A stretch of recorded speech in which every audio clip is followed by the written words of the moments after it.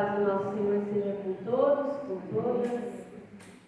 E nós iniciamos então esse mês uma série nova. A nossa comunidade está aí para completar 66 anos de existência.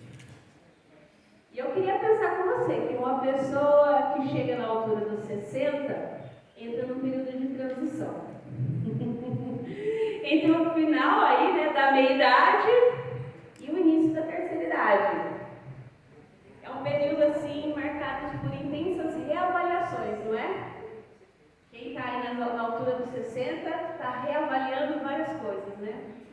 A existência, tem que enfrentar as mudanças físicas, os ajustes na identidade. E vamos pensar que aos 66 anos, muitas pessoas enfrentam, né, a aposentadoria ou o planejamento da aposentadoria e a necessidade de redefinir o propósito da vida. E também a gente acaba se confrontando com as limitações físicas. Ou também com o envelhecimento dos pares. Quem está com a gente também está envelhecendo. Essa fase, né, não é um padrão universal.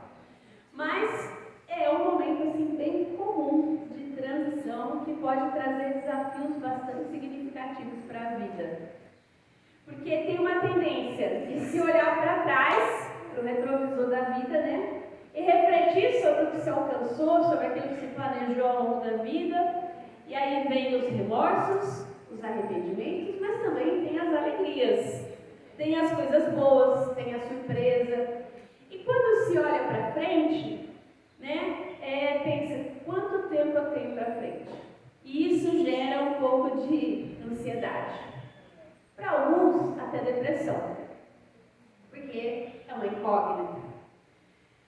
São preocupações legítimas, né, com sustentabilidade financeira, porque afinal, após sair do mercado de trabalho, a gente acaba perdendo, né, várias coisas, né, no sentido de pensar assim, se eu não fiz uma poupança, como é que serão as coisas? Se eu fiz, eu estou garantido, mas será que eu estou garantido mesmo? São vários questionamentos que a gente tem depois dos 60. Fora as pessoas queridas que vão realmente se encontrando com Deus antes da gente. E a saúde também, às vezes, fica debilitada. Além do declínio de visão, de audição, a gente tem que se adaptar. Pensando isso como pessoa, eu queria que a gente olhasse para a igreja. Essa é a realidade da igreja hoje. Quem somos nós, né, como IPI da Vila, prestes a completar 66 anos? Ao longo do ano passado, eu sempre chamei os líderes, nós fizemos, né, um questionário, vários questionamentos, a gente estava nesse processo de avaliação. Nós realizamos treinamentos, nós refletimos muito, né, sobre quem é a IPI da Vila ao longo desse tempo todo. Foram várias reflexões, várias confrontações, várias verdades doloridas. Mas o fato é que, diante de tudo aquilo que nós levantamos no ano passado, né, você deve ter visto lá atrás, lá na outra recepçãozinha, né, aquele papelzinho bonitinho, missão, visão e valores. E todo mundo acho que pensou, quando que o pastor vai falar sobre isso? Chegamos lá, nós vamos falar sobre isso ao longo desse mês de fevereiro. Nós vamos falar sobre tudo isso, que essas palavras bonitas impressas lá significam teologicamente e para a nossa comunidade. E para nós aí com 66 anos de caminhada. O que isso traz para nós, né? Porque através da orientação do Espírito Santo, eu espero, né, que seu coração seja contagiado e fortalecido no trabalho dessa obra através dessas reflexões. Porque assim, ao longo desse período, de todo esse tempo, né, 66 anos, muitas pessoas passaram por essa comunidade. Umas trouxeram coisas boas, outras nem tanto, outras deixaram, outras edificaram, outras infelizmente deram mau testemunho.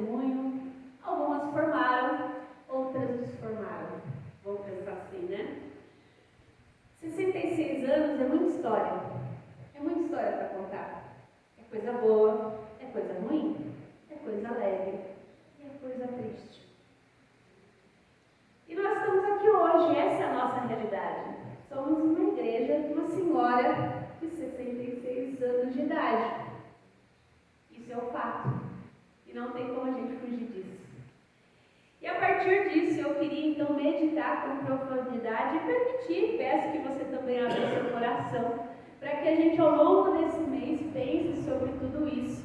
E quem somos então a partir dessa realidade. Eu quero ler com você o texto que está no livro de Atos 2, do 42 ao 47, que diz assim: E perseveravam na doutrina dos apóstolos e na comunhão, no partir do pão e nas orações. Em cada alma havia temor, e muitos prodígios e sinais eram feitos por meio dos apóstolos. Todos os que criam estavam juntos e tinham tudo em comum. Vendiam as suas propriedades e bens, distribuindo o produto entre todos, à medida que alguém tinha necessidade. Diariamente perseveravam unânimes no templo, partiam pão de casa em casa e tomavam suas refeições com alegria e singeleza de coração, louvando a Deus e contando com a simpatia de todo o povo. Enquanto isso, o Senhor lhes acrescentava dia a dia os que iam sendo salvos. Palavras do Senhor. O livro de Atos, provavelmente escrito no final do primeiro século por Lucas, o evangelista, relata para a gente o caminhar das primeiras comunidades até os confins da terra. Aquela igreja que começou em Jerusalém até chegar no centro do Império Romano, que era a cidade de Roma, naquele tempo, nos confins da terra. Os primeiros 12 capítulos do livro tratam da divulgação da palavra em Jerusalém e na Palestina. E o nosso texto, então, está inserido, na descrição do modo de vida dessa primeira comunidade. Está bem lá no comecinho, entre o capítulo 1 e 5. Nós temos aqui o que na teologia a gente chama de sumário. É um resuminho, é uma unidade literária que tem a forma aí de resumo, que mostra assim uma forma de notícia breve. O que acontecia? Então é uma notícia histórica breve de tudo que Lucas tinha contado até aqui. E você vai ver ao longo do livro de Atos vários pequenos resumos, pelo menos 3 no comecinho a gente vai ver, e é muito interessante refletir sobre eles.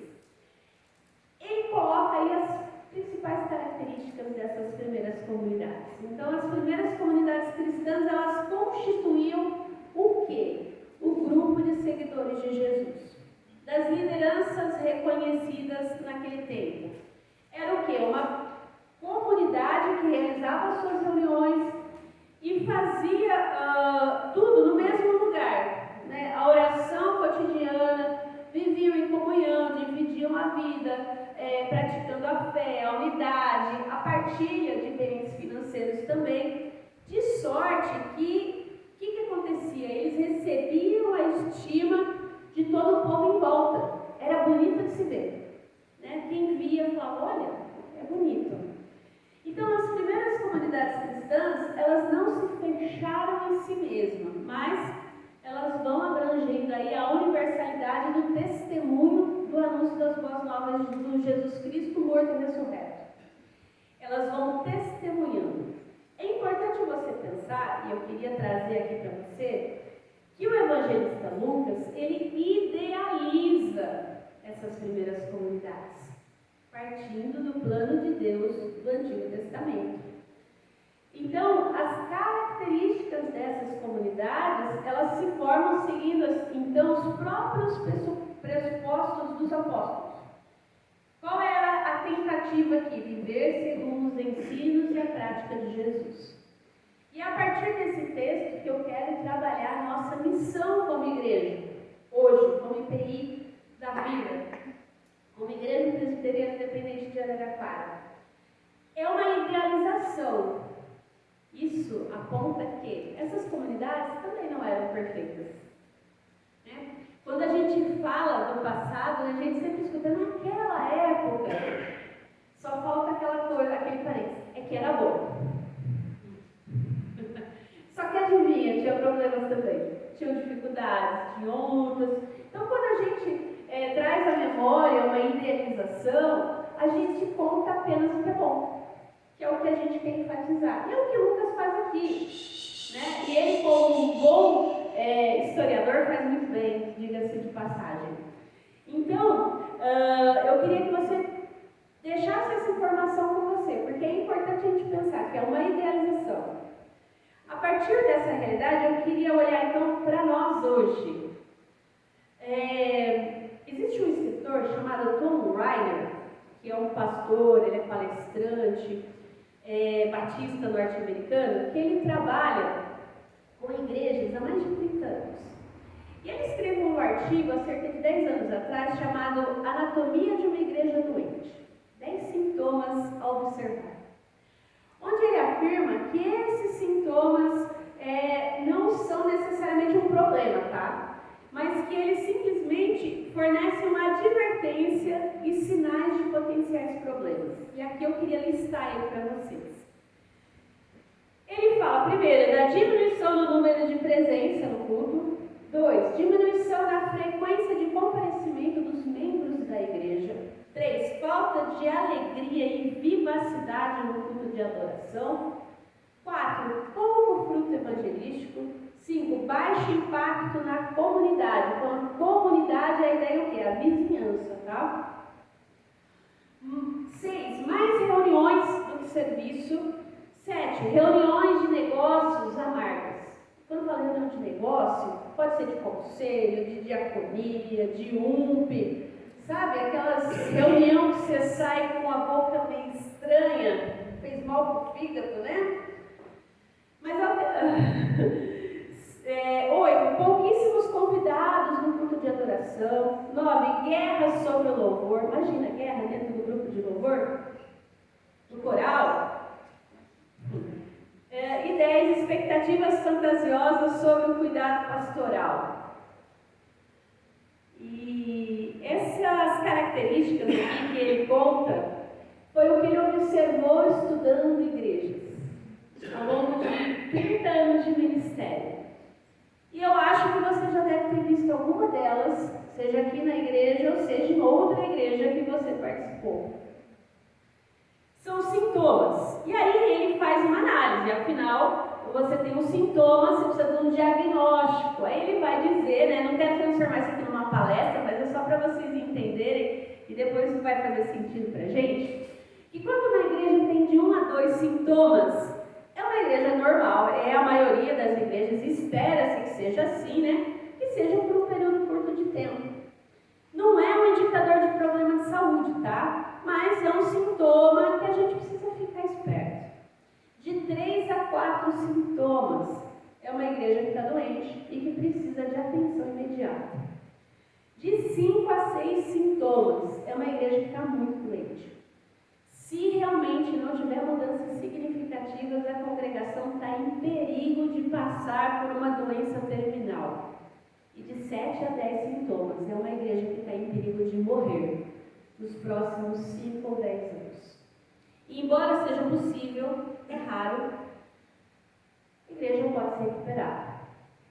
Mas igrejas morrem por causa de 7 a 10 sintomas que estão aí. Eu já vi igrejas morrerem por causa desses sintomas. E é triste. É triste, porque eram mudanças necessárias, mas que a maioria dos líderes ou dos membros não quiseram enfrentar. Não quiseram sair da sua zona de conforto. E quando nós olhamos para a nossa comunidade, então, 66 anos da nossa história, da nossa comunidade de fé, eu sei que vocês já viram alguns desses sintomas aqui na igreja. Seja no passado, seja agora, períodos de altos e baixos, de divisões, de conflitos de liderança, do saudosismo que é nocivo. Não tem problema, né, a gente olhar para o passado, para o retrovisor, para direcionar a nossa direção. O problema é quando eu ponho o retrovisor na frente e eu não consigo olhar para o futuro. Eu só olho para trás. E aí isso faz mal. E a gente conhece gente assim, que só olha para o passado e não olha para frente. Então é muito importante o quê? Fazer isso de forma saudável. Eu sei que você também já deve ter visto membros que se comportam como consumidores da fé. Ah, eu venho aqui, esse louvor não está do meu agrado. Não vou ficar aqui não. Ah, essa pastora aí, não vou ficar aqui não. Ah, eu lembrei agora do Bruno tá aí, quando a gente ia numa comunidade, que bando de gente feia. E a gente ia. Mas assim, tipo, esse povo não é muito da minha classe social, não vou ficar aqui não. Parece que não, mas existem pessoas assim. E é muito importante a gente parar para pensar, porque o que define a gente não é se a gente é um consumidor, mas se a gente é discípulo de Jesus. E o desafio atual do conselho da nossa igreja é guiar a nossa comunidade para o menor número possível desses sintomas. Isso é desafiador. E é o que a gente chama aí, que está muito em alta no momento aí nas igrejas, como revitalização. Não sei se você já ouviu esse termo. Se não ouviu, está ouvindo a primeira vez. O que é revitalização? É uma palavrinha que está bastante na moda, né? Está na moda, é o hype do momento, né? Uma vez que, então, vitalização é sinônimo de vida, de energia, de vigor, de ânimo, revitalizar é fazer o quê? É retomar a vitalidade que desapareceu, ou que está desaparecendo. E eu queria compartilhar aqui a frase do pastor Carlos Eduardo Borges, que diz assim: uma igreja só retoma a sua vitalidade quando se anima com o reino de Deus, compreendendo ser parte dele, portanto, possuidora de um papel para desempenhar na sua cidade, na sua região, ou ainda no seu bairro, anunciando o Evangelho e fazendo discípulos de Jesus. É isso. Se não for isso, nós somos apenas um clube social, onde a gente paga uma mensalidade todo mês e exige os nossos direitos. Em contrapartida, tem os seus deveres. Mas não é isso que é a igreja. Só que muitas vezes nós olhamos a igreja dessa forma. E quando nós olhamos a igreja dessa forma, a gente acaba voltando aqui e acontecendo ou fazendo algo desses sintomas. Hoje eu não vou no culto.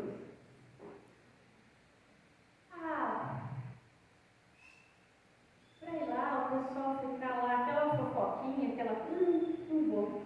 Se eu não venho no culto para louvar a Deus, eu estou vindo errado. É melhor ficar em casa dormindo.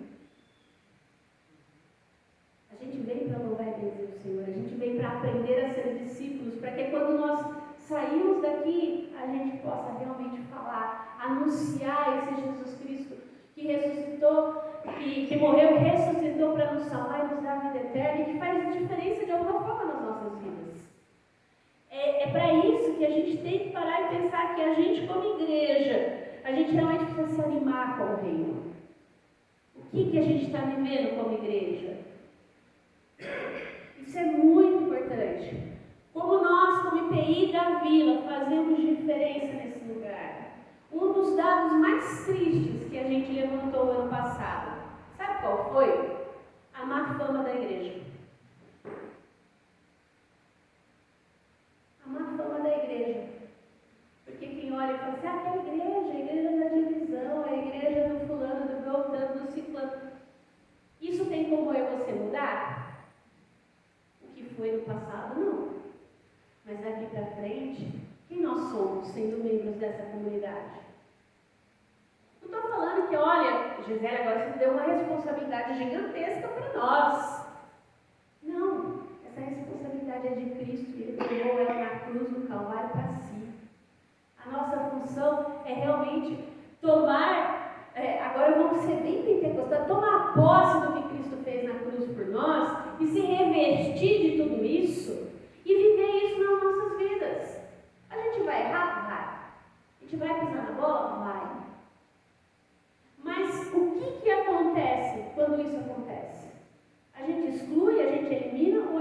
acolhe, ou a gente abraça, ou a gente mostra a misericórdia que Deus mostrou para conosco. É muito sério isso. É a partir dessa realidade que a gente precisa parar e pensar quem nós somos como igreja. A gente quer realmente ser essa igreja, essa comunidade orgânica, vivificada pelo Espírito Santo, fundamentada pela palavra de Deus e caracterizada pela perseverança, como era a comunidade cristã inicial, com comunhão, com adoração, que é relevante, faz diferença na minha vida essa igreja. Nós somos poucos, somos. Mas esses poucos fazem diferença na sua vida. Você faz diferença na vida da pessoa que está do seu lado, para a pessoa que passa aqui na frente, para quem vem aqui na sexta-feira no Conte Comigo.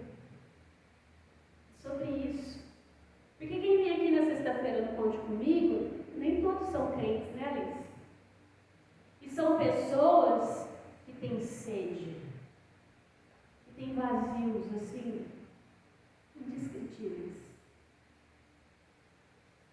E a gente não percebe, que a gente orando, a gente ajudando. Você pode não vir na sexta, mas você apoiando, por exemplo, esse projeto, você está fazendo diferença na vida dessa comunidade, dessas pessoas que talvez nunca vão entrar por essas portas, mas que vão saber quem é Jesus, por causa da vida daqueles que estão ali com elas toda sexta-feira. É sobre isso. E nesse sentido, então, o texto de Atos, que é visto então aí como modelo bíblico de saúde eclesiástica, a gente não pode implementar esse modelo utópico na nossa comunidade, porque às vezes também a gente precisa entender que isso é fantasioso, é idealizado, é utopia. Mas a gente deve reafirmar os nossos fundamentos de fé e nos deixar conduzir pelo Espírito de Deus, que é o quê? Cuidado, partilha, comunhão, testemunho. A gente não consegue mudar o passado. Com 66 anos, não dá para mudar o passado. Geralmente a gente está colhendo aquilo que a gente plantou. Mas o que a gente está plantando daqui para frente? Hoje. Porque às vezes a gente pensa apenas nas coisas, né, do passado, mas e daqui para frente? Que história eu estou construindo? O que eu estou fazendo? Como pessoa, vamos pensar assim. E como comunidade de fé também.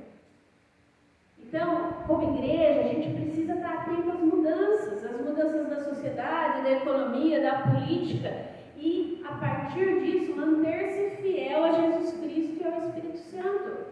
Ser presença fiel nesse mundo. As primeiras comunidades cristãs, elas são inspiração para nós. Elas foram crescendo, elas foram descobrindo, elas foram se aperfeiçoando na caminhada, com vários erros, com dificuldades internas e externas, tal qual a gente aqui. Mas eles testemunharam da palavra. E esse é o desafio que a gente tem. E o texto que descreve aqui para a gente a igreja primitiva, ele tem 3 pilares. Que olhando para a nossa missão e visão, faz sentido. Né? O que a gente definiu como missão? Uma igreja que celebra, vive e ensina a palavra de Deus.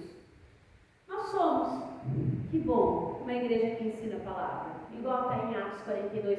E perseveravam na doutrina dos apóstolos. Perseverança na verdade. A igreja primitiva perseverava na doutrina. Havia o que? A dedicação ao ensino, ao estudo da palavra, da escritura, as palavras de vida. Como a gente cantou. Que belas são. Porque elas trazem vida. E era isso que os apóstolos faziam, ensinavam de Cristo. A igreja não se baseava apenas na emoção, no emocionalismo, mas na verdade bíblica. É um fundamento sólido. O ensino era o alicerce para a comunhão e o partir do pão. Não era só partir do pão na ceia do Senhor, era realmente as refeições diárias, né? A verdadeira igreja ela é reconhecida por quê? Por pregar e estudar a palavra de Deus de forma fiel. Não apenas falando de experiências pessoais. A experiência é importante. importante, mas ela não é tudo. É o que a gente tem reforçamos ao longo de 2025, e a gente sempre fala nos estudos de quinta, né? É o que eu sinto, é o que eu sei, é o que eu faço. A ortodoxia, ortodoxia, o que eu sei. Ortopatia, o que eu sinto. E ortopraxia, o que eu faço. De forma correta, segundo a palavra do Senhor.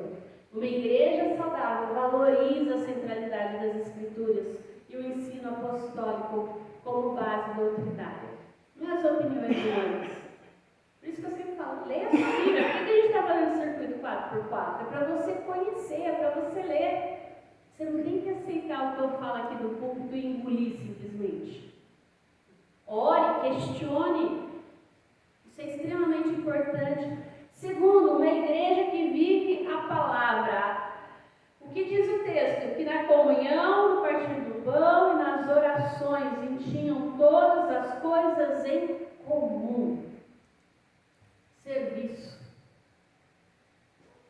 e comunhão. Você já deve ter ouvido falar em koinonia, que é o termo original que está aqui, né? Que é a comunhão prática. A fé, ela produz uma nova comunidade. Eles compartilhavam tudo e vendiam a propriedade para atender a necessidade dos irmãos. Isso demonstra o que? Uma fé salvadora, que é geradora do quê? De generosidade, de amor fraternal, de sacrifício voluntário, não por coerção, mas por amor a Cristo. Não é comunismo e nem comunalismo, tá? Antes que alguém fale isso. Porque era voluntário.